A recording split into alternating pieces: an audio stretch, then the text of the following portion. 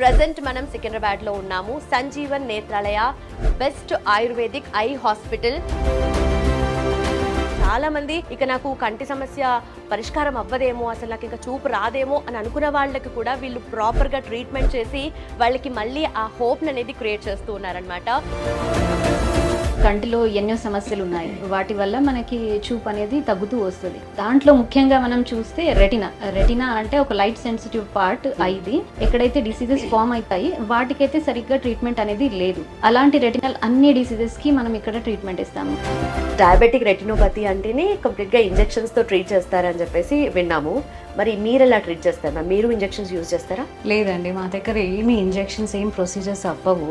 First పేషెంట్కి analyse చేసి ఏ కండిషన్లో ఉంది దాని ప్రకారం ట్రీట్మెంట్ ఇస్తాము. మనకు సంజీవన్ నేత్రాలయాలో కంప్లీట్ గా డయాబెటిక్ రెటినోపతికి 100% క్యూర్ ఉంది అని అనుకోవచ్చా? ఎస్.